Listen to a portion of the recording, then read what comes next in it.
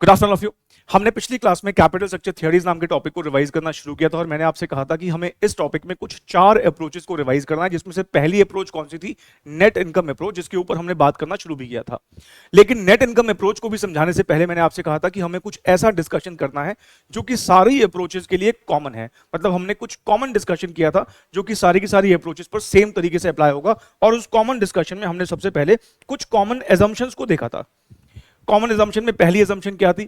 हम कह रहे थे कि हम इस टॉपिक में कोई भी अप्रोच पढ़ें, हम ये एज्यूम करते हुए चलेंगे कि हमारे पास दो ही सोर्सेज ऑफ फाइनेंस है, एक डेट और इक्विटी। इसका मतलब हम कह रहे हैं कि प्रेफरेंस शेयर कैपिटल नहीं है। प्रेफरेंस शेयर कैपिटल नहीं है तो इसका मतलब हम कह रहे हैं प्रेफरेंस डिविडेंड भी नहीं होगा। दूसरी एजम्पशन जो हमें इस टॉपिक में लेनी है वो ये कि हमारे यहां पर टैक्सेस नहीं होंगे, टैक्सेस जीरो होंगे। अगर टैक्सेस जीरो होंगे इसका मतलब हमारी इनकम स्टेटमेंट जो है वो अर्निंग बिफोर टैक्स पे खत्म हो जाएगी, क्योंकि अर्निंग बिफोर टैक्स के बाद ही टैक्स माइनस होता है। जब टैक्स है ही नहीं तो अर्निंग बिफोर टैक्स ही अर्निंग आफ्टर टैक्स है। और ऑफ कोर्स यहां पर प्रेफरेंस डिविडेंड भी नहीं है। इसका मतलब हम कह सकते हैं कि अर्निंग बिफोर टैक्स जो हमारी लास्ट फिगर है, या फिर कहें अर्निंग बिफोर टैक्स जो है, वो सारा का सारा इक्विटी शेयर होल्डर्स के लिए अवेलेबल हो जाएगा। नहीं, वैसे हम नॉर्मली किसी चैप्टर में देखते हैं तो हम क्या बोलते हैं? Earning available for equity share holder. और वो कैसे आता है? ईबीआईटी में से इंटरेस्ट माइनस करते थे ईबीटी, ईबीटी में से टैक्स माइनस करते थे ईएटी, ईएटी में से प्रेफरेंस डिविडेंड माइनस करते थे, तब आता था earning available for equity share holder. यहां तो ईबीटी के बाद कुछ है ही नहीं, ना टैक्सेस है ना प्रेफरेंस डिविडेंड है, तो हम कह सकते हैं कि सारा का सारा जो ईबीटी है वो इक्विटी शेयर होल्डर्स के लिए यहां पर अवेलेबल हो जाएगा। और फिर हम कह रहे हैं क्योंकि जो ये ईबीटी है ना, ये जो हमने कमाया है, हम मान के चलते हैं कि सारा का सारा इक्विटी वालों के हाथ में थमा देंगे। मतलब जितनी भी कमाई करेंगे सारी की सारी डिस्ट्रीब्यूट कर देंगे, मतलब हम कुछ भी रिटेन नहीं करेंगे। ये तीसरी एजम्पशन है। पे आउट रेशियो इज 100%। और इनडायरेक्टली ये एजम्पशन कहती है कि हम मान के चल रहे हैं कि देयर इज नो ग्रोथ। भाई बिजनेस को ग्रो करने के लिए, बिजनेस को बढ़ाने के लिए पैसा चाहिए, और हम जो भी कमा रहे हैं पैसा वो सारा का सारा तो हम शेयर होल्डर में डिस्ट्रीब्यूट कर देते हैं, तो ग्रोथ कहां से आएगी? बिजनेस को ग्रो करने के लिए हमने रिटेन ही नहीं किया, तो ये इनडायरेक्टली कह रहा है कि देयर इज नो ग्रोथ। फिर हमने चौथी और पांचवी एजम्पशन को कहा था कि हम आगे चल के डिस्कस करेंगे। आज इन दो एजम्पशन को भी हम डिस्कस करेंगे। मतलब ये कुछ 5 एजम्पशन थी जो हमने कहा था सारी अप्रोचेस पर सेम तरीके से एज्यूम की जाएंगी। फिर ये कॉमन एजम्पशंस के बाद हमने कुछ फॉर्मुलाज को डिस्कस किया था, और वो थे वैल्यू ऑफ डेट कंप्यूट करना, वैल्यू ऑफ इक्विटी और वैल्यू ऑफ फर्म। मैंने इसके ऊपर प्रॉपर आपको रीजनिंग दी थी। वैल्यू ऑफ डेट कंप्यूट करने के लिए मैंने आपसे कहा था कि लॉजिक क्या समझना, कि हम डिबेंचर होल्डर को क्या देते हैं? इंटरेस्ट। तो इंटरेस्ट इन रुपीज को उनके रिटर्न इन परसेंटेज मतलब केडी से डिवाइड कर देंगे तो हमारा क्या निकल आएगा? Value of debt. ठीक है, ऐसे ही वैल्यू ऑफ इक्विटी के लिए क्या सोचना है? इक्विटी शेयर होल्डर को क्या मिलता है? ईबीटी मिलता है। अब ये भी देखा हमने। तो ईबीटी को जो कि रिटर्न इन रुपीज है, डिवाइड कर दे रिटर्न इन परसेंटेज मतलब केई से, तो हमारा वैल्यू ऑफ इक्विटी आ जाएगा। और वैल्यू ऑफ फर्म निकालने के लिए क्या करें? वैल्यू ऑफ डेट और वैल्यू ऑफ इक्विटी को जोड़ देंगे तो वैल्यू ऑफ फर्म आ जाएगा। या फिर एक और तरीका क्या है कि डेट और इक्विटी के लिए कंबाइन तौर पे हमने क्या कमाया? ईबीआईटी। तो ईबीआईटी को मैं अगर ओवरऑल कॉस्ट ऑफ कैपिटल से डिवाइड कर दूंगा तो भी हमारा क्या निकल आएगा? Value of firm. तो वैल्यू ऑफ डेट कंप्यूट करने का तरीका था इंटरेस्ट को केडी से डिवाइड कर देंगे, वैल्यू ऑफ इक्विटी को कंप्यूट करना था ईबीटी अपॉन केई, और वैल्यू ऑफ फर्म के लिए ईबीआईटी अपॉन केओ, या फिर वैल्यू ऑफ डेट और वैल्यू ऑफ इक्विटी को अलग अलग निकाल के जोड़ देंगे तब भी वैल्यू ऑफ फर्म आ जाएगा। ये हमारा कॉमन डिस्कशन था। हमने कहा था सारी अप्रोचेस पे ये कॉमन डिस्कशन जो है वो यूज होने वाला है। उसके बाद फिर हमने नेट इनकम अप्रोच पर बात करना शुरू किया। जो नेट इनकम अप्रोच थी, नेट इनकम अप्रोच में हमने सबसे पहले देखा कि यहां पर 2 एडिशनल एजम्पशंस हैं। ध्यान रखें, 2 एडिशनल एजम्पशन है। मतलब जो ऊपर एजम्पशन लिखी थी वो तो है ही, उसके अलावा जो सिर्फ इसी अप्रोच के लिए 2 एजम्पशन है वो कौन कौन सी थी? पहली एजम्पशन यहां पर जो हमने पढ़ी थी वो ये देखी थी कि cost of debt is less than cost of equity. हम ये मान के चलेंगे कि डेट का जो कॉस्ट है वो हमेशा कम होगा इक्विटी की कॉस्ट से, और ये बात लॉजिकल भी है। भाई डेट का कॉस्ट तो कम होना ही चाहिए, क्योंकि डेट वाले कम रिस्क लेते हैं। कम रिस्क क्यों लेते हैं? भाई कंपनी जब बंद होती है तो पहले किन का पेमेंट होता है? बाहर वालों का। पहले उधारी का पेमेंट होता है, क्योंकि लिक्विडेशन के टाइम पर उनको पहले पे किया जाता है, तो देखा जाए तो उनका रिस्क कम है। और इवन जब कंपनी काम कर रही होती है तो कमाई में से पहले ब्याज किसके पास पहुंचता है? कमाई करते वक्त पहला ब्याज हमारा डेट के पास जाता है। कुछ बचता है तो इक्विटी वालों के लिए अवेलेबल होता है, क्योंकि डेट वाले रिस्क कम ले रहे हैं तो ऑफ कोर्स उनका रिटर्न भी कम होना चाहिए। इसलिए केडी कहेंगे तो वो कम होगा किससे? केई से। और सारा रिस्क तो ले ही इक्विटी वाले रहे हैं। कल को बिजनेस नहीं चलेगा, कमाई नहीं होगी, तो भाई इक्विटी वाले कुछ बोल भी नहीं पाएंगे, क्योंकि इक्विटी वाले ज्यादा रिस्क ले रहे हैं, इसलिए ऑफ कोर्स इक्विटी वालों का रिटर्न एक्सपेक्टेशन ज्यादा होता है। या फिर ये कहें डेट वाले कम रिस्क ले रहे हैं तो इसलिए वो कम होता है। तो केडी इज लेस देन केई, ये बात समझ में आती है। लेकिन जो ये दूसरी इसकी एजम्पशन थी ना, जो हमने यहां पर पहले लिखी थी, ये एक इलॉजिकल एजम्पशन है, जिसकी वजह से नेट इनकम अप्रोच हम कह सकते हैं कि बिल्कुल इलॉजिकल बन जाती है। ये assumption कह रही थी कि KD and KE remain constant, KD and KE remains constant in increase in financial leverage, that is use of debt funds. मतलब अगर हम ज्यादा डेट फंड्स यूज करते हैं तब भी हम कह रहे हैं कि जो हमारे इन्वेस्टर्स हैं उनका रिस्क परसेप्शन नहीं बदलता। मतलब अगर हम उधारी लेते जा रहे हैं लेते जा रहे हैं लेते जा रहे हैं तो जो हमें एडिशनल उधारी मिल रही है वो सेम रेट ऑफ इंटरेस्ट पे मिलती है, पर प्रैक्टिकली ऐसा होता नहीं है। एक इंसान जिसके सर पे बहुत सारी उधारी हो और वो फिर से उधार लेने अगर जाएगा तो उसको ज्यादा रेट ऑफ इंटरेस्ट पर उधार मिलेगा।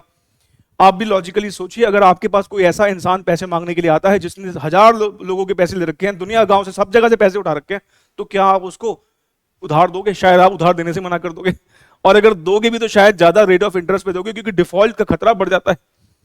इसका मतलब यह कि केडी जो है वो कांस्टेंट नहीं रह सकता। जैसे जैसे हमारी कंपनी का डेट इक्विटी रेशियो बढ़ेगा तो केडी भी बढ़ता है वैसे प्रैक्टिकली, लेकिन ये कह रहा है नहीं बढ़ेगा, केडी विल रिमेन कांस्टेंट। और केडी छोड़ो, केई भी बढ़ जाएगा। आप अगर ऐसी कंपनी में इन्वेस्टमेंट करेंगे जहां पर डेट इक्विटी रेशियो ज्यादा है तो इसका मतलब ये कि आप वहां पर ऑफ कोर्स रिटर्न की एक्सपेक्टेशन बढ़ा देंगे। As an equity shareholder मैं उस कंपनी से ज्यादा रिटर्न एक्सपेक्ट करूंगा जहां पर फाइनेंशियल रिस्क ज्यादा होगा, क्योंकि डेट ज्यादा होने का मतलब फाइनेंशियल रिस्क ज्यादा होगा। फाइनेंशियल रिस्क ज्यादा होगा तो मुझे फिर रिवॉर्ड भी फिर अकॉर्डिंगली चाहिए। मतलब केडी के ही कांस्टेंट नहीं रहता, लेकिन ये इस अप्रोच की एजम्पशन है। अब आप जरा सोचिए, अगर केडी और केई कांस्टेंट है तो इसका मतलब तो ये हुआ कि हमें जितना हो सके ज्यादा से ज्यादा उधारी लेनी चाहिए। जितनी ज्यादा उधारी लेंगे तो इसका मतलब सस्ता सोर्स, क्योंकि केडी इज लेस देन केई, सस्ता सोर्स अगर हम ज्यादा प्रेफर करेंगे तो हमारा ओवरऑल कॉस्ट ऑफ कैपिटल कम आएगा। मैंने ये भी एग्जांपल लेके आपको एक्सप्लेन किया था, अगर आपको याद हो। देखो ये रहा, मैंने आपसे कहा था कि मान लो केडी 10 है, केई 20 है, केडी इज लेस देन केई है। वेट अगर दोनों का हाफ हाफ होगा तो हमारा केडी ओवरऑल कॉस्ट 15 आया था। अगर हम डेट का वेट बढ़ा देते हैं तो ओवरऑल कॉस्ट घट गया था। डेट का वेट और बढ़ाते हैं तो ओवरऑल कॉस्ट और घट गया था। डेट का वेट और बढ़ाते हैं तो ओवरऑल कॉस्ट और घट गया था। इसको 90-10 भी कर देंगे तो और कम हो जाएगा। मतलब जैसे जैसे हम उधारी को बढ़ाते जाएंगे तो हमारी ओवरऑल कॉस्ट ऑफ कैपिटल जो है वो रिड्यूस होती जाएगी। और खुद बताइए, ओवरऑल कॉस्ट ऑफ कैपिटल का रिड्यूस होना अच्छी बात है कि बुरी बात है? बड़ी अच्छी बात है। ओवरऑल मतलब हमारा पैसा कम कॉस्ट पे मिलेगा तो अच्छी बात है ना। और पैसा कम कॉस्ट पे मिलेगा इसका मतलब हमारे वैल्यू ऑफ फर्म में इंक्रीज आएगा। आप देखिए, मैंने आपसे कहा था मान लीजिए ईबीआईडी 1.5 लाख का है, तो अगर मैं 1.5 लाख को 15% से डिवाइड करूंगा तो 10 लाख आ रहा था। इसी 1.5 लाख को 14% से डिवाइड करूंगा तो बढ़ गया था वैल्यू। इसी 1.5 लाख को 13 से डिवाइड करूंगा तो और बढ़ गया था। इसका मतलब जैसे जैसे हमारा ओवरऑल कॉस्ट ऑफ कैपिटल गिरता जाएगा, वैल्यू ऑफ फर्म जो है वो बढ़ती जाएगी। तो फाइनली अगर हम कंक्लूड करें तो ये अप्रोच क्या बोल रही थी? ये अप्रोच कह रही थी जितना उधार ले सकते हैं वो ले लो, जितना उधार आपको मिल सकता है वो आप अरेंज करो। मतलब इक्विटी जितनी कम हो सके लगाओ, ज्यादा गेम बाहर वालों के पैसों पे खेलो। और अगर ऐसा करोगे तो उससे क्या होगा, हमारा ओवरऑल कॉस्ट ऑफ कैपिटल कम होगा। और overall cost of capital minimum point पर तब होगा जब हमारा डेट मैक्सिमम पॉइंट पर होगा। डेट मैक्सिमम होगा तो overall cost of capital minimum होगा, और अगर overall cost of capital minimum होगा तो वैल्यू ऑफ फर्म मैक्सिमम होगा। ये बात हमने यहां पर प्रूव होते हुए देखी भी। इसलिए ये अप्रोच बोलती है ऑप्टिमल कैपिटल स्ट्रक्चर कौन सा है, जहां पर डेट मैक्सिमम है ना। हमने इसको ग्राफिकली भी प्रेजेंट करके देखा था, आपको याद होगा। ये सारी बातें हमने डिस्कस की थी कि as degree of financial leverage increases WACC will decline. और डब्ल्यूएसीसी क्यों डिक्लाइन हो रही है? Because of the cheaper debt. हम अपने कैपिटल स्ट्रक्चर में महंगा सोर्स निकाल के सस्ता सोर्स लेके आ रहे हैं, 20% वाला हटा के 10% वाला लेके आ रहे हैं। तो बहुत ऑब्वियस ही बात है, जैसे जैसे हम वो सस्ता सोर्स लाते जाएंगे हमारा ओवरऑल कॉस्ट ऑफ कैपिटल गिरता जाएगा। और क्योंकि वैल्यू ऑफ फर्म कैसे आता है? ईबीआईडी अपॉन केओ। तो हमारा केओ अगर गिरता जाएगा तो हमारा वैल्यू ऑफ फर्म बढ़ता जाएगा। ये बात हमने देखी। इसका मतलब इनवर्स रिलेशनशिप होता है किस किस में? कॉस्ट ऑफ कैपिटल मतलब ओवरऑल कॉस्ट ऑफ कैपिटल में और वैल्यू ऑफ फर्म में। ओवरऑल कॉस्ट ऑफ कैपिटल गिराते जाओ, वैल्यू ऑफ फर्म बढ़ता जाएगा। हमने फिर ग्राफिकल प्रेजेंटेशन देखा, हमने देखा कि केडी और केई यहां पर हॉरिजॉन्टल लाइंस है। हाँ, दोनों क्या है? हॉरिजॉन्टल लाइंस है। क्यों? क्योंकि कांस्टेंट है। और केई की लाइन ऊपर है, केडी की लाइन नीचे है, क्योंकि केई इज मोर देन केडी, केई इज मोर देन केडी, या फिर कहें केडी इज लेस देन केई। और जैसे जैसे हमारा लेवरेज बढ़ता जा रहा है, जैसे जैसे हम उधारी, लेवरेज बढ़ने का मतलब है फाइनेंशियल लेवरेज, जैसे जैसे हम उधारी बढ़ाते जा रहे हैं वैसे वैसे हमारा ओवरऑल कॉस्ट ऑफ कैपिटल गिरता जा रहा है। क्यों गिरता जा रहा है? क्योंकि हम महंगे सोर्स को निकालकर, मतलब इक्विटी को निकालकर डेट इंट्रोड्यूस करते जा रहे हैं। और फिर हमने फाइनली एक कंक्लूजन लिखा, और कंक्लूजन में हमने क्या लिखा? भाई ये अप्रोच बोलती है जितना हो सके उधारी लो।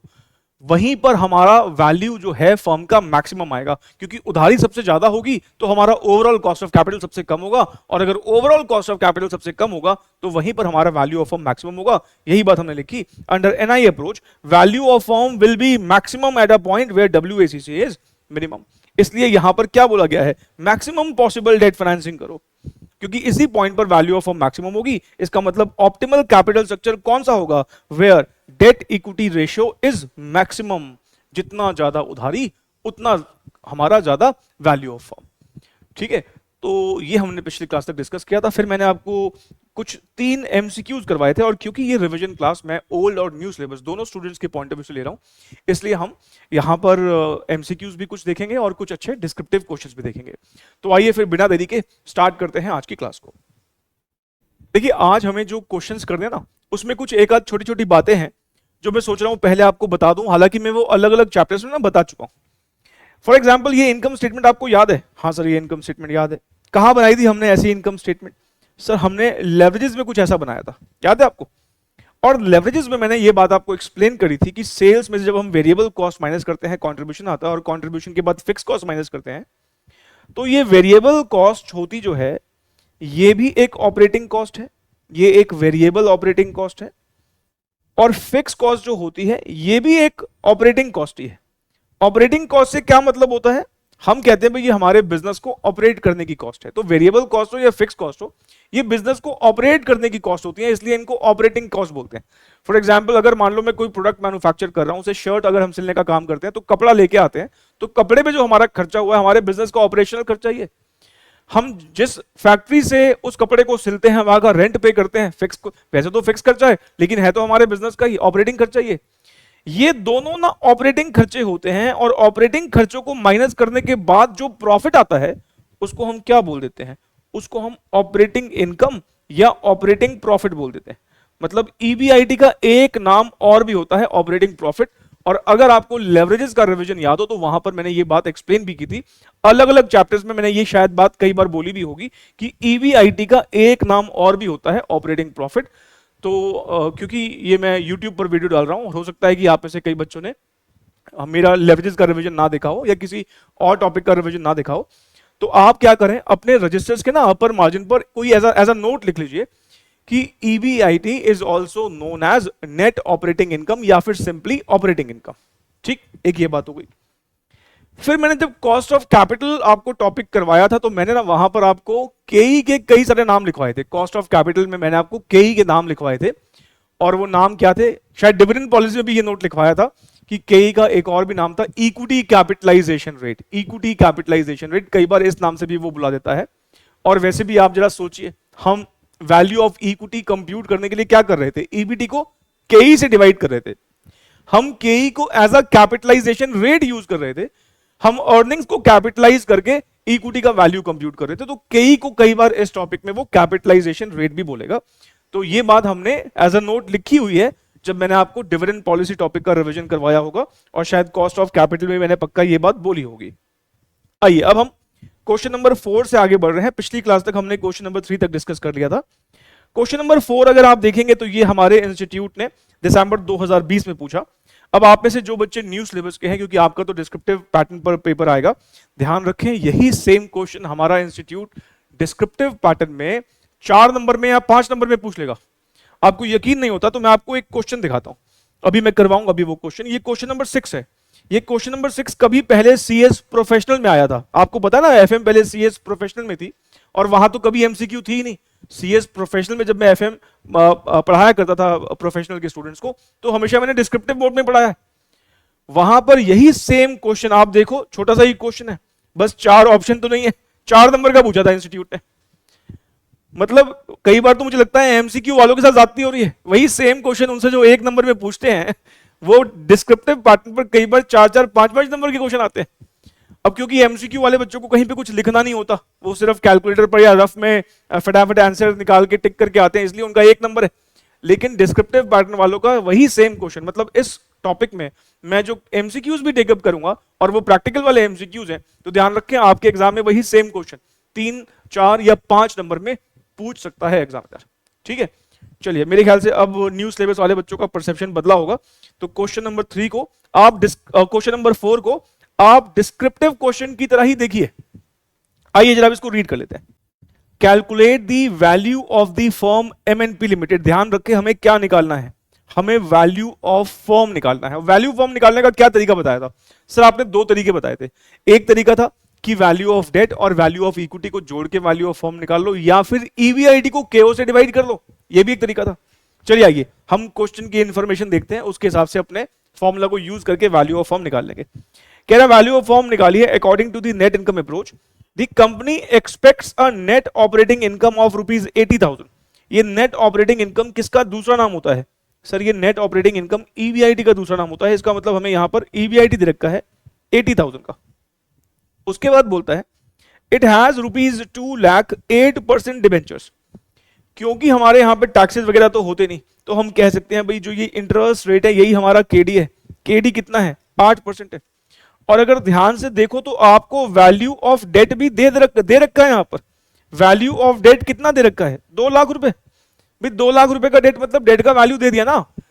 और अगर आप मान लो नहीं सर हम तो फॉर्मूला से निकालेंगे, तो फॉर्मूला कैसा यूज करोगे बताओ जरा? क्या होता था वैल्यू ऑफ डेट का फॉर्मूला? सर आपने वैल्यू ऑफ डेट का फॉर्मूला बताया था इंटरेस्ट अपॉन केडी। बताओ पहले इंटरेस्ट का अमाउंट कितना होगा सर? 2 लाख का 8%, 16,000 रुपए का इंटरेस्ट होगा।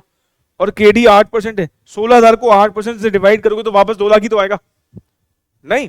तो हमें यहां पर वैल्यू ऑफ डेट दे रखा है। और आपको एक बात बताऊं, ज्यादातर प्रैक्टिकल क्वेश्चंस में वैल्यू ऑफ डेट हमें दे ही रखा होता है, ज्यादातर क्वेश्चंस में। तो हमें वैल्यू ऑफ डेट यहां पर पता है 2 लाख रुपए है। Equity capitalization rate of the company is 10%, मतलब हमें यहां पर के भी दे रखा है 10%। तो आप अब जरा सोचिए, हमें वैल्यू ऑफ फर्म निकालना है। वैल्यू ऑफ फर्म निकालना है। वैल्यू ऑफ फर्म निकालने के दो तरीके होते हैं। हम क्यों ना यहां पर value of debt plus value of equity वाला फॉर्मूला लगाएं। क्यों? क्योंकि वैल्यू ऑफ डेट तो हमें पता ही है 2 लाख रुपए, बस वैल्यू ऑफ इक्विटी निकालना है। और वैल्यू ऑफ इक्विटी निकालने का क्या फॉर्मूला होता है? आइए वैल्यू ऑफ इक्विटी कंप्यूट करने की कोशिश करते हैं। पहले वैल्यू ऑफ इक्विटी का फॉर्मूला बताइए सर। वैल्यू ऑफ इक्विटी का फॉर्मूला होता है इक्विटी वालों के लिए जो अर्निंग्स अवेलेबल होती हैं वो क्या होंगी? ईबीटी। उसको हम केई से डिवाइड कर देंगे। ईबीटी को किससे डिवाइड कर देंगे? केई से। अब आप जरा सोचिए, ईवीआईटी हमें इस क्वेश्चन में दे रखी है 80,000। मैं अगर इसमें से इंटरेस्ट माइनस कर दूं, इंटरेस्ट कैसे आता है? 2 लाख का 8%, 16,000 ईबीटी आ गया हमारा। तो 80,000 में से अगर मैं 16,000 को माइनस कर देता हूं तो ये आता है 64,000। ठीक है जी। अब आप वैल्यू ऑफ इक्विटी कंप्यूट कर लो। ईबीटी इज 64, के इज 10%। तो 64,000 को अगर मैं 10% से डिवाइड करूंगा तो कितना आएगा सर? ये आ रहा है 6,40,000। तो वैल्यू ऑफ इक्विटी हमारा आ गया 6,40,000। मुझे पहले ये बताओ, क्या ये कैलकुलेशन क्लियर है वैल्यू ऑफ इक्विटी? हाँ सर बिल्कुल क्लियर है। तो अब तो वैल्यू ऑफ फर्म निकाल ही दोगे। चलो जी पूरा पूरा लिखें क्या? Value of firm is equals to what? Value of debt plus value of equity. Value of debt given है 2 लाख और ये आपने निकाल दिया 640। तो कितना आ गया? 840। देखिए जी 840 ऑप्शन में है, बिल्कुल है सर। तो ए is the correct answer.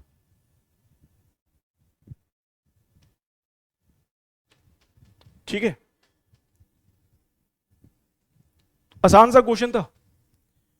Descriptive वाले बच्चे, न्यू सिलेबस वाले बच्चे यही क्वेश्चन को देखें 4 नंबर की नजर से, 3 नंबर की नजर से या 5 नंबर की नजर से, डिपेंड करता है कि हमारी किस्मत कैसे चलती है वहां पर एग्जाम में कितने मार्क्स का आता है।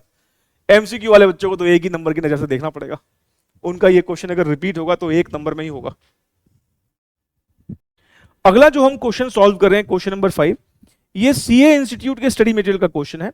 और जो बच्चे मुझसे रेगुलर क्लासेस ले रहे हैं, आपको तो पता ही है कि हमारे बुक में हमारे इंस्टीट्यूट के स्टडी मैट के तो क्वेश्चंस हम कवर करते ही हैं, उसके अलावा हमारे एग्जाम के पास्ट ईयर के भी क्वेश्चंस कवर करते हैं।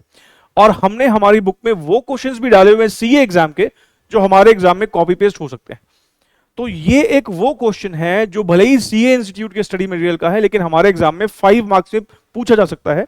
और जो बच्चे एमसीक्यू वाले हैं, मतलब ओल्ड सिलेबस के, तो ध्यान रखें, इसी क्वेश्चन को वो आपसे 1 नंबर में भी पूछ लेगा, बस आपसे रिक्वायरमेंट थोड़ी कम रख लेगा। यहां इसने 3 चीजें पूछी हैं, वो आपसे कोई एक ही चीज पूछ लेगा। नहीं, आइए जरा इस क्वेश्चन को पढ़ते हैं। कहता है Rupa limited EBIT is rupees 5 lakhs, the company has 10% rupees 20 lakh debentures, और इक्विटी कैपिटलाइजेशन रेट जो है वो 16% का है। देखा जाए तो वही जो क्वेश्चन अभी 1 नंबर का एमसीक्यू था, वही यहां पर 5 नंबर का एक डिस्क्रिप्टिव क्वेश्चन हो गया है। इसने हमसे क्या क्या मांगा है? Market value of equity. क्या आपने ऊपर मार्केट वैल्यू ऑफ इक्विटी नहीं निकाली थी? हाँ सर, वैल्यू ऑफ इक्विटी निकाली थी। क्या आपने ऊपर वैल्यू ऑफ फर्म नहीं निकाली थी? सर, वैल्यू ऑफ फर्म भी निकाली थी।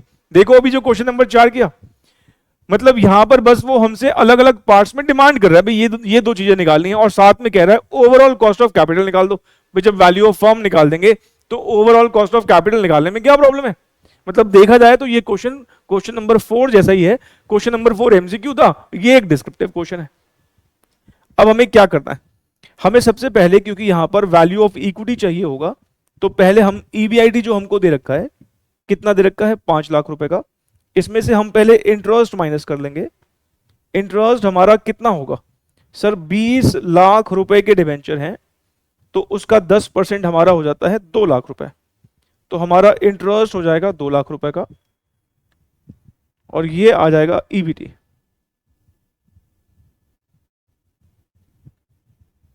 ₹3 लाख। अब आपको क्या करना है? अब आपको वैल्यू ऑफ इक्विटी निकाल देना है।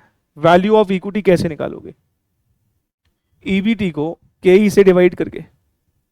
3 लाख रुपए की ईबीटी है, और केई हमें क्वेश्चन में दे रखा है 16%। 16% लिखो या 0.16 लिखो, एक ही बात है। 3 लाख को अगर मैं 16% से या 0.16 से डिवाइड करता हूं तो 18,75,000 आता है।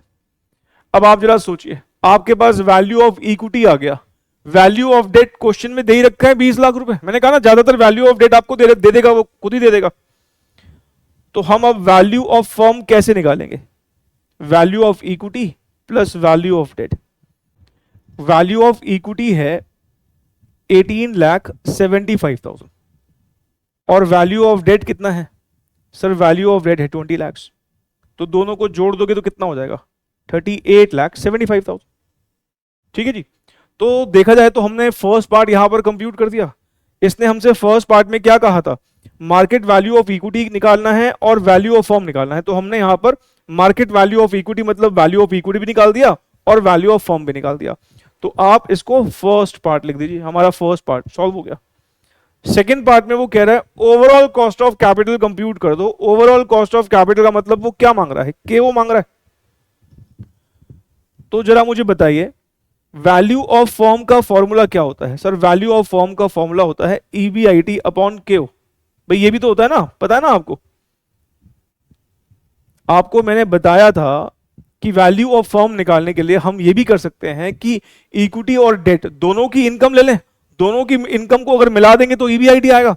और दोनों की कॉस्ट को क्या बोलते हैं? ओवरऑल कॉस्ट ऑफ कैपिटल या डब्ल्यूएसीसी, उससे डिवाइड कर देते हैं तो हमारा वैल्यू ऑफ फर्म आता है। अब हमारे पास वैल्यू ऑफ फर्म तो यहां पर है ना, हमें यहां पर केओ कंप्यूट करना है। तो ईबीआईटी को अगर मैं वैल्यू ऑफ फर्म से डिवाइड कर दूंगा तो हमारा केओ आ जाएगा। बताओ जी, हमारा ईबीआईटी कितना था इस क्वेश्चन में? सर, ईबीआईटी था हमारा 5 लाख, और वैल्यू ऑफ फर्म कितना है? 38,75,000। जरा कैलकुलेट करके बता दो। सर, ये आ रहा है 12.90%।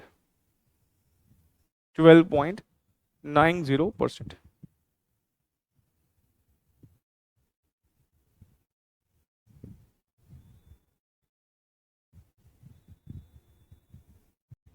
और अगर आपको याद हो ना, तो मैंने देखो इस बात पे ना नोट भी लिखवा रखा आपको कि वैल्यू ऑफ फर्म के ही फॉर्मूला से अगर हम केओ पर पहुंचना चाहें तो ऐसे पहुंच सकते हैं। भाई केओ निकालने के लिए क्या करो, आप ईबीआईटी को वैल्यू ऑफ फर्म से डिवाइड कर दो। ये हमने एज अ नोट भी लिखा था।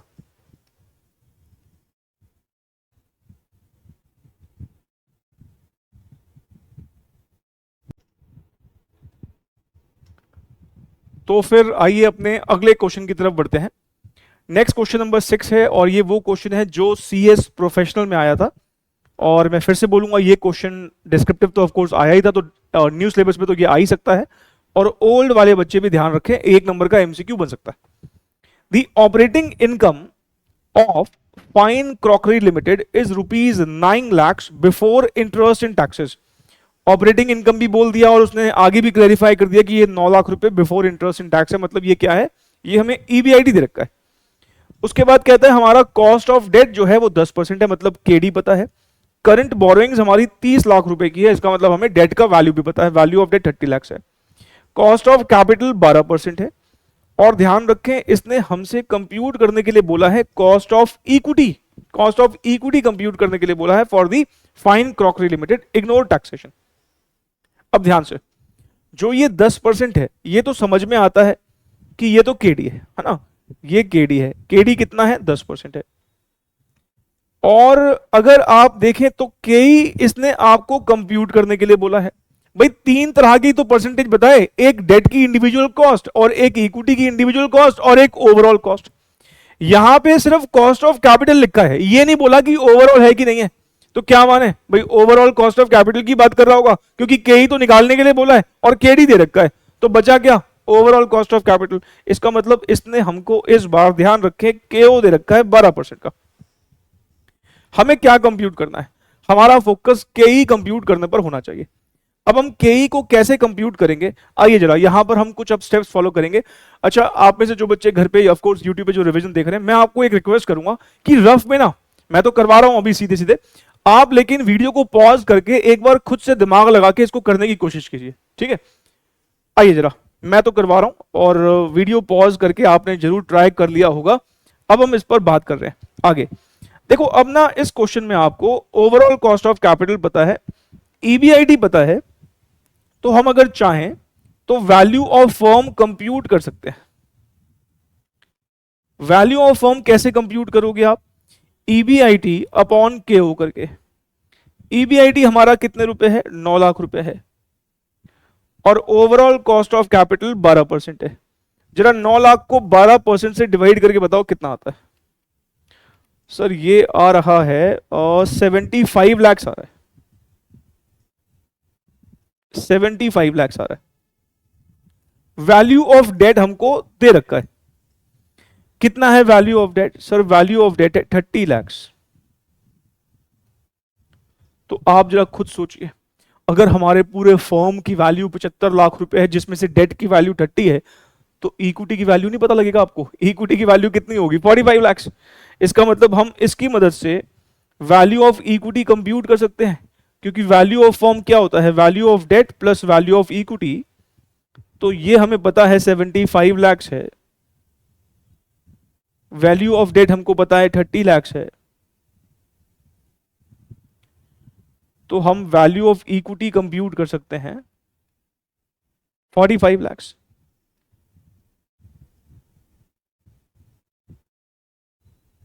सर लेकिन वैल्यू ऑफ इक्विटी क्यों कंप्यूट करवा रहे हो, अरे वैल्यू ऑफ इक्विटी आते ही अब आपका KE निकल जाएगा ना। वैल्यू ऑफ इक्विटी का फॉर्मूला क्या होता है, सर वैल्यू ऑफ इक्विटी का फॉर्मूला होता है EBT अपॉन KE। तो वैल्यू ऑफ इक्विटी आपने निकाल दिया, EBT आप निकाल सकते हो, EBIT में से इंटरेस्ट ही तो माइनस करना है और KE फिर निकल जाएगा नहीं। तो अब हमें क्या करना है, अब हमें EBT निकालना है। तो EBIT हमें दे रखा है 9 लाख रुपीस माइनस इंटरेस्ट।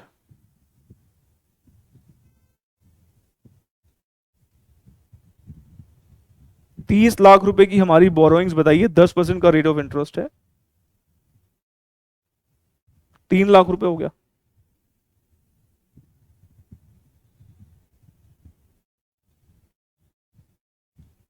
तो हमारी EBT जो है वो 6 लाख रुपए की आ गई।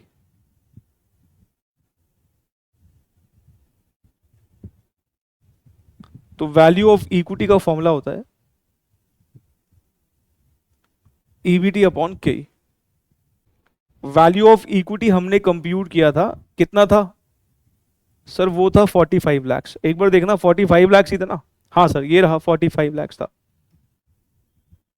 EBT आपने अभी अभी निकाल ही लिया है, 6 लाख है। तो के ई हमारा क्या हो जाएगा, 6 lakhs डिवाइडेड बाय 45 lakhs। तो 6 अपॉन अगर 45 करते हैं तो ये आता है 0.133 कुछ आ रहा है। तो इसको परसेंटेज में कन्वर्ट करने के लिए 100 से मल्टीप्लाई करना पड़ेगा। तो 13.33% is the cost of equity.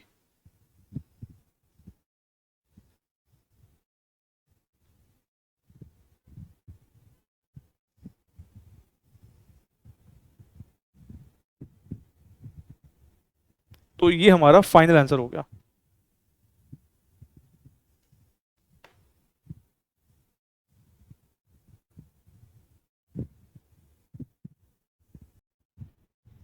चलिए अब ऐसा करते हैं, अपनी अगली अप्रोच की तरफ बढ़ते हैं। हमारी अगली अप्रोच कौन सी है, नेट ऑपरेटिंग इनकम अप्रोच।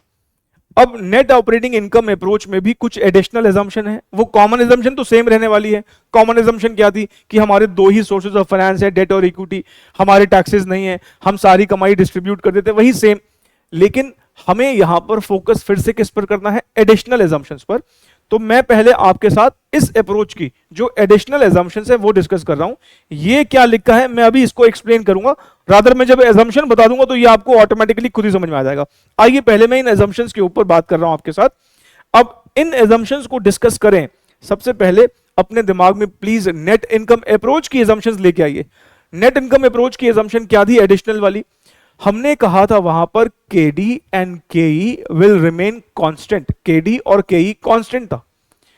और क्योंकि केडी और केई कांस्टेंट था और केडी सस्ता था, केडी और केई कांस्टेंट था और केडी सस्ता था, तो जैसे जैसे हम डेट अपने कैपिटल स्ट्रक्चर में लेके आते थे, मतलब हम चीपर सोर्स ऑफ फाइनेंस जब इंट्रोड्यूस करते थे, तो हमारी ओवरऑल कॉस्ट ऑफ कैपिटल गिरती जाती थी। नहीं, हम कह रहे थे केडी और केई डेट की कॉस्ट और इक्विटी की कॉस्ट कांस्टेंट है।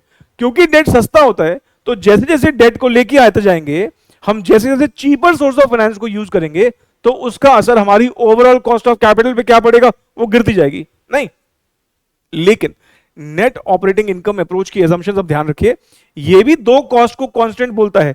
ये भी कहता है कि cost of debt remain constant, ये भी डेट की कॉस्ट को कांस्टेंट ही मान रहा है। लेकिन ये यहां पर इक्विटी की कॉस्ट को कांस्टेंट नहीं बोल रहा है, ये कह रहा है हमारा overall cost of capital remain constant. पिछले अप्रोच में overall cost of capital constant नहीं था, ओवरऑल कॉस्ट ऑफ कैपिटल जो है वो लगातार गिरता जा रहा था। अगर हम डेट बढ़ाते जाएंगे या अगर हम डेट निकालते जाएंगे और इक्विटी को रिप्लेस करते जाएंगे तो हमारा ओवरऑल कॉस्ट ऑफ कैपिटल बढ़ता जा रहा था। नहीं, मतलब नेट इनकम अप्रोच में ध्यान रखें, overall cost of capital constant नहीं था। वहां पे क्या कांस्टेंट था, केडी और केई, और केडी क्योंकि सस्ता था, अगर हम अपने डेट इक्विटी मिक्सचर को चेंज करते थे, डेट ज्यादा लेके आते थे, तो उससे फायदा मिलता था, ओवरऑल कॉस्ट ऑफ कैपिटल गिरता था। लेकिन यहां पर कह रहे हैं कि केडी तो कांस्टेंट है, लेकिन जो दूसरी कॉस्ट कांस्टेंट है वो केई नहीं है, केओ कांस्टेंट है, overall cost of capital constant है।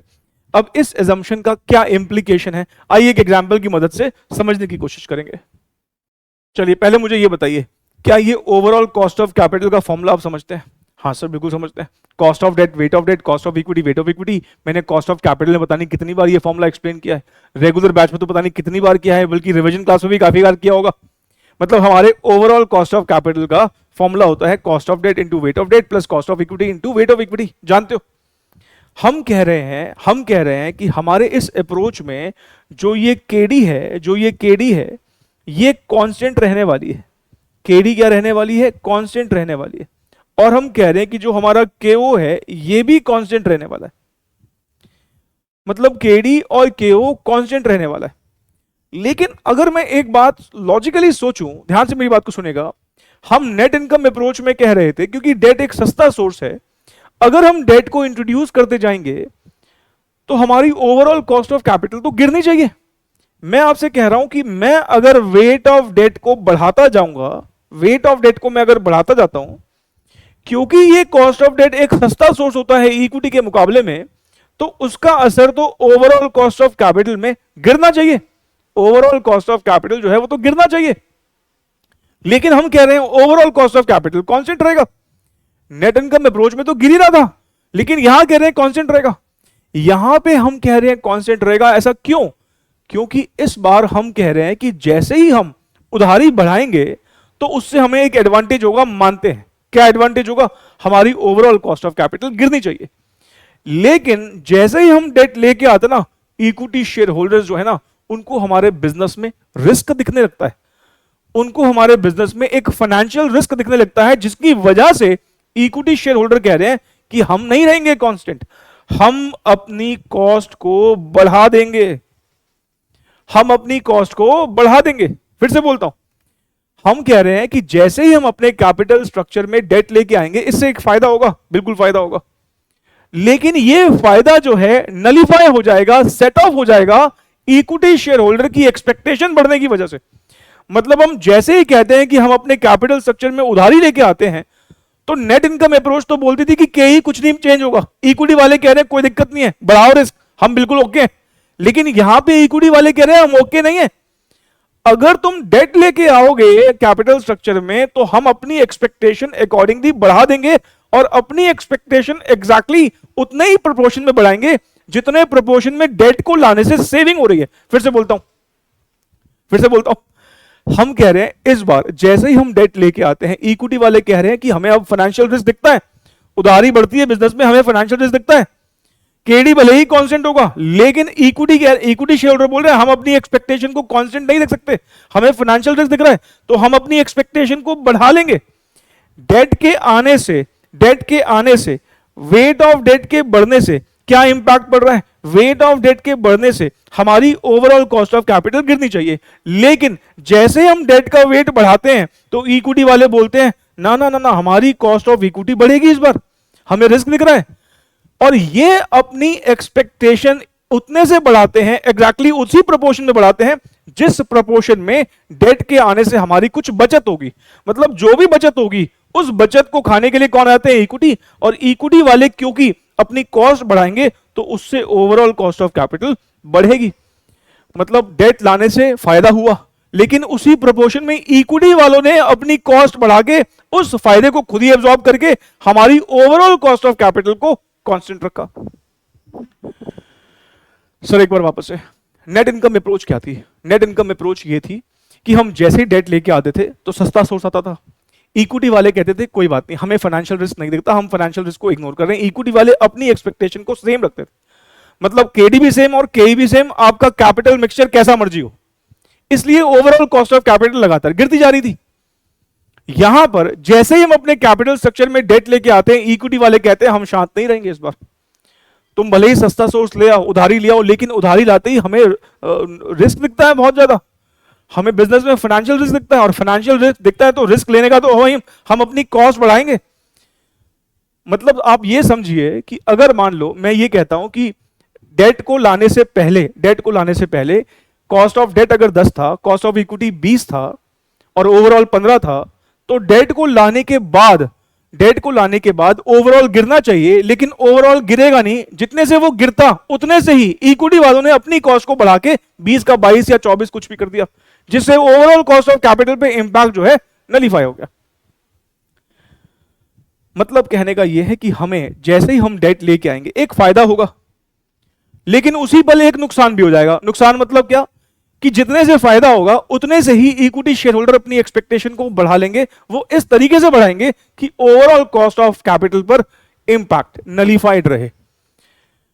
मतलब ये इस बार नेट ऑपरेटिंग इनकम अप्रोच में पता है हम क्या कह रहे हैं? केओ will always remain constant, always remain constant. अब जरा मुझे बताइए, अगर केओ कांस्टेंट है तो वैल्यू ऑफ फर्म क्या कैसे आती है? सर वैल्यू ऑफ फर्म आती है ईबीआईटी अपॉन केओ, ईबीआईटी अपॉन केओ। अब आपका कैपिटल स्ट्रक्चर कुछ भी हो, कुछ भी मतलब कुछ भी, आप डेट 10%, इक्विटी 90 रखें, 20 डेट रखें, 80 इक्विटी रखें, 30-70 रखें, 40-60 रखें, 50-50 कुछ भी रखें, क्योंकि डेट के आने से हमारा एक बेनिफिट होगा, लेकिन वो बेनिफिट इक्विटी वाले खा जाएंगे अपनी कॉस्ट को बढ़ा के, तो overall cost of capital constant रहेगी। अगर overall cost of capital constant रहेगी, value of firm will always remain constant. सोचो जब हमारा ओवरऑल कॉस्ट ऑफ कैपिटल ही कांस्टेंट रहने वाला है, तो value of firm will remain constant irrespective of the capital structure, irrespective of the debt equity mix. तो नेट ऑपरेटिंग इनकम अप्रोच कैसे अलग है? यहां पर हम कह रहे हैं केडी और केओ सेम है। नेट इनकम अप्रोच में क्या कहते थे? केडी और केई सेम है। मैं ये बार बार क्यों रिपीट कर रहा हूं? भले ही रिवीजन क्लास है, मैं बार बार इसलिए रिपीट कर रहा हूं क्योंकि बच्चे ना मिक्सअप कर देते हैं, और खासकर डिस्क्रिप्टिव पैटर्न वाले बच्चे। ध्यान रखना, थियरी क्वेश्चन अगर आएगा तो ये वाली तो इंपॉर्टेंट assumptions है। सब जगह वही 5 नहीं लिख के आ सकते कॉमन वाली, ये जो स्पेसिफिक assumption है वो तो लिख के आनी पड़ेंगी। और जो एमसीक्यू वाले बच्चे हैं, ओल्ड सिलेबस वाले, आपके देखना इन assumption पे एमसीक्यू आ जाता है, वो पूछ लेगा एमसीक्यू में ये सारी बातें जो मैं बोल रहा हूं यहां पर। तो नेट इनकम अप्रोच में क्या था? केडी और केई कांस्टेंट था, मतलब इक्विटी वाले कह रहे हैं हमें रिस्क लगता ही नहीं, इसलिए केओ लगातार गिरता जाता था, क्योंकि सस्ता सोर्स आएगा तो बहुत ऑब्वियस सी बात है ओवरऑल कॉस्ट ऑफ कैपिटल गिरेगी, ओवरऑल कॉस्ट ऑफ कैपिटल गिरेगी तो फायदा होगा, मतलब वैल्यू ऑफ फर्म बढ़ेगी। हमने प्रूव करके देखा था। यहां पर हम कह रहे हैं कि केडी आएगा तो केई कह रहे हैं कि भाई हमें तो रिस्क दिख रहा है, हम अपनी एक्सपेक्टेशन बढ़ाएंगे। तो डेट के आने से, सस्ते सोर्स के आने से जो फायदा होता है वो फायदा सारे के सारे इक्विटी वाले कह रहे हैं हमें दे दो, हम अपनी एक्सपेक्टेशन को बढ़ा लेते हैं। और वो इस तरीके से अपनी एक्सपेक्टेशन को बढ़ाते हैं कि ओवरऑल कॉस्ट ऑफ कैपिटल पर कोई असर नहीं आता, मतलब overall cost of capital constant रहती है। अगर overall cost of capital constant रहेगी तो बड़ी ऑब्वियस सी बात है हमारा value of firm will also remain constant. नहीं तो आप अगर देखें ध्यान से, अब हमने क्या लिखा है? पहला assumption तो क्लियर है, cost of debt remain constant. हाँ सर। दूसरा assumption भी क्लियर है, overall cost of capital remain constant. अब ये कांस्टेंट क्यों रहती है? The use of more and more debt in the capital structure increases the risk of shareholders and thus result in the increase in cost of equity। मतलब इस बार के ही constant नहीं है, के ही कांस्टेंट नहीं है, तो जैसे ही डेट आएगा के ही बढ़ जाएगा, इससे ओवरऑल कॉस्ट ऑफ कैपिटल हमारी कांस्टेंट रहती है। द इंक्रीज इन के ही is such as to completely offset the benefit of employing cheaper date.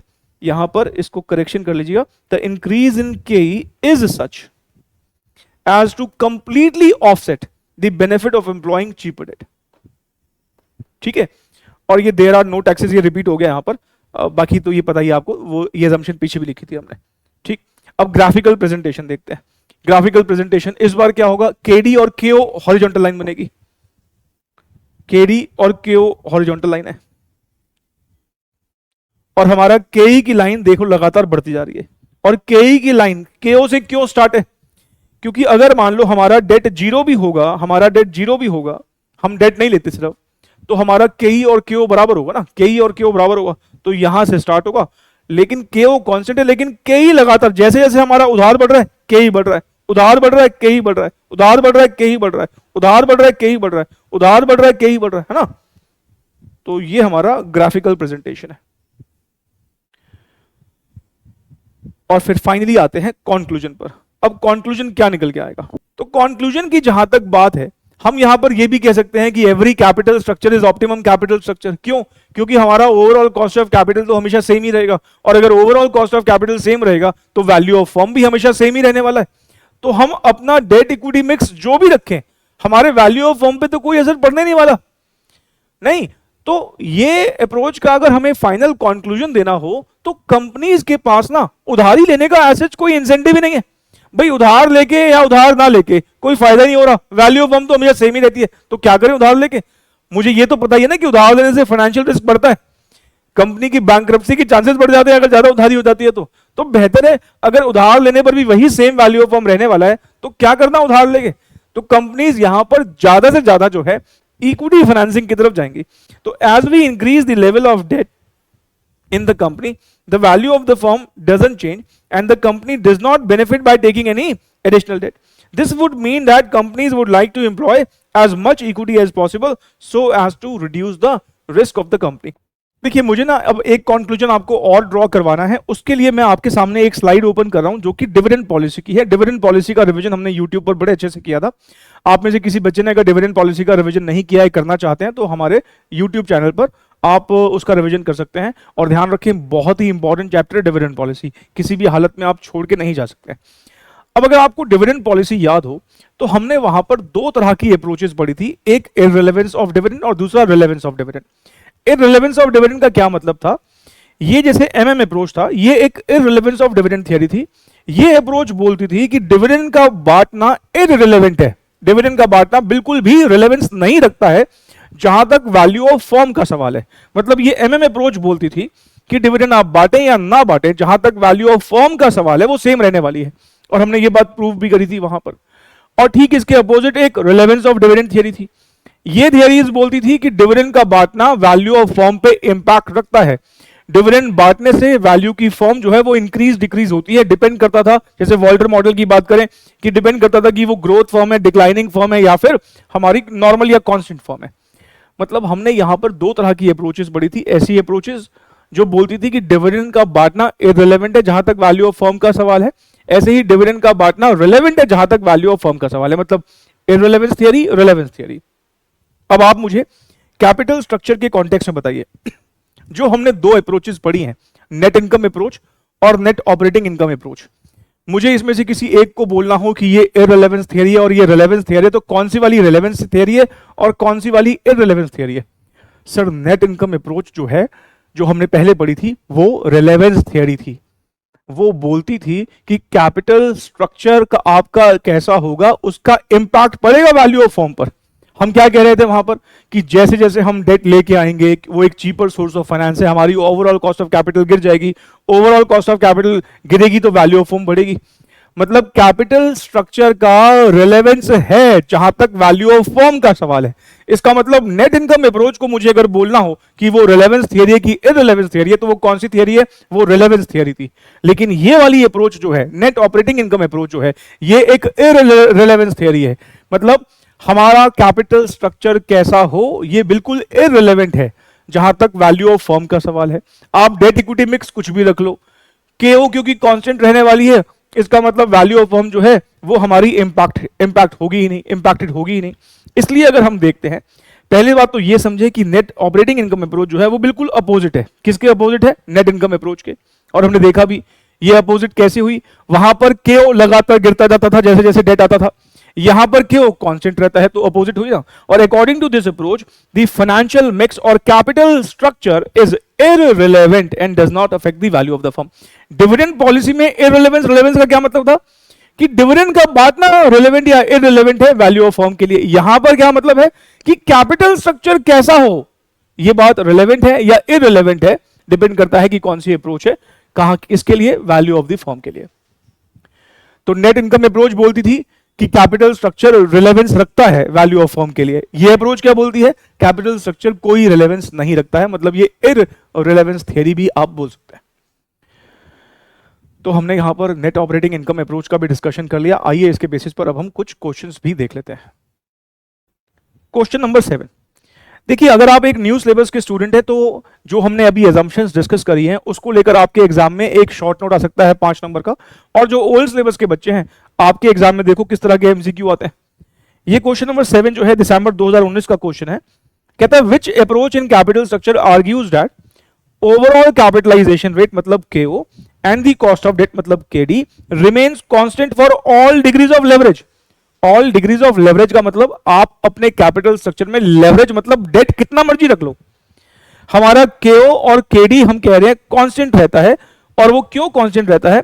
Because the same is offset by increase in the equity capitalization rate. KD के आने से benefit तो हुआ लेकिन वो ऑफसेट हो गया क्योंकि इक्विटी वालों ने अपनी एक्सपेक्टेशन बढ़ा दी और इसकी वजह से हमारा केओ है, जो केओ है वो कांस्टेंट रहा। तो ये कौन सी अप्रोच थी? अभी भी डिस्कस करी हमने, net operating income approach, NOI approach.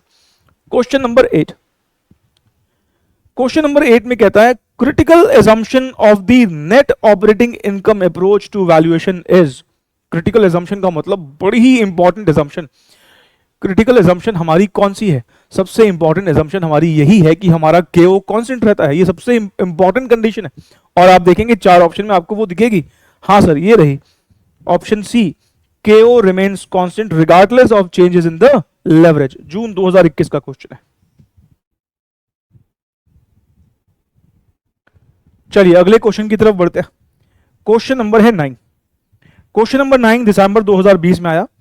कहता firm has EBIT of ₹50,000, market value of debt 80,000 रुपए है, ओवरऑल कैपिटलाइजेशन रेट मतलब केओ 20% है और इसने हमसे मार्केट वैल्यू ऑफ इक्विटी मांगा है अंडर एनओआई अप्रोच।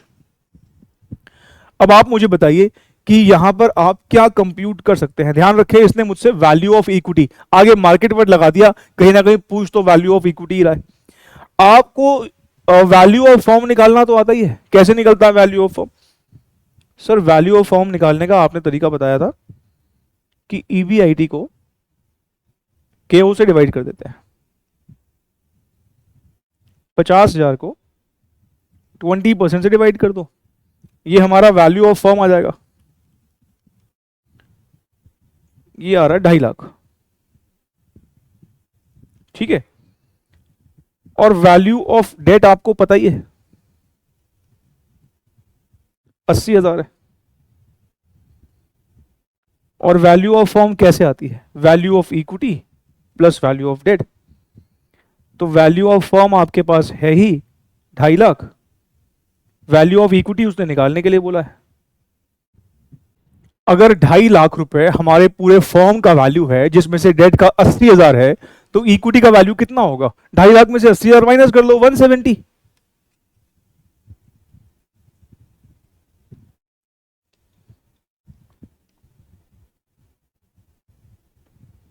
अब ये तो कॉमन फॉर्मूलाज थे। 170 ए इज द आंसर।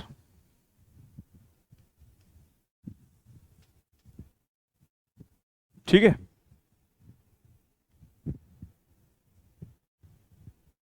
बढ़े आगे बढ़े। चलिए अगला क्वेश्चन भी देख लेते हैं। कहता है ABC limited aspects a net operating income of 1 lakh. Net operating income किसका दूसरा नाम है? ईबीआईटी का। It has 5,06% debentures. हमें केओ पता है और हमसे कॉस्ट ऑफ इक्विटी कंप्यूट करने के लिए बोल रहा है। दिसंबर 2020 का क्वेश्चन है।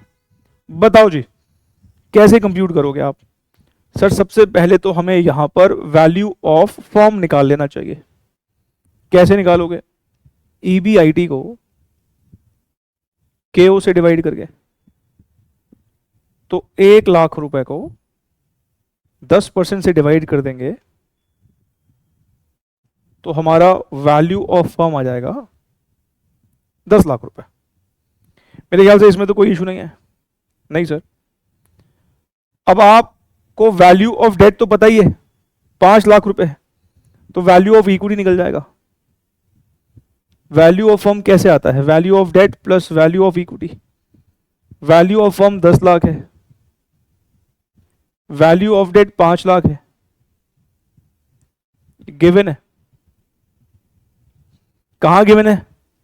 देखो भी ये रहा 5 लाख रुपए के हमारे डिवेंचर्स है। तो वैल्यू ऑफ इक्विटी हमारा कितना हो जाएगा? 5 लाख। नहीं, अब बताओ क्या करना चाहिए हमें? सर पहले ये देखना पड़ेगा मांगा क्या है। क्या मांगा भाई? इसने हमसे मांगा है कॉस्ट ऑफ इक्विटी। अब आप मुझे बताइए वैल्यू ऑफ इक्विटी कंप्यूट करने का क्या फॉर्मूला होता है? सर वैल्यू ऑफ इक्विटी निकालने के लिए हमें चाहिए होता है ईबीटी अपॉन केई।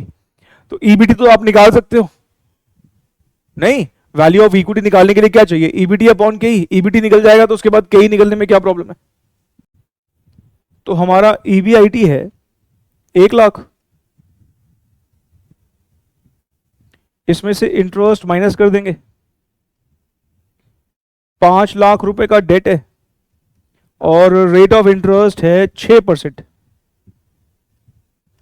5 लाख का 6% निकल के आएगा 30,000। तो 70,000 का हमारा ईबीटी हो जाएगा। वैल्यू ऑफ इक्विटी का फॉर्मूला होता है ईबीटी अपॉन केई। तो वैल्यू ऑफ इक्विटी तो हमने निकाल रखा है 5 लाख है, ईबीटी 70,000। तो हमारा केई हो जाएगा 70,000 upon 5 lakhs. 70,000 upon 5 lakhs 0.14, that is 14%। 14% का मतलब हो गया ए इज द करेक्ट आंसर।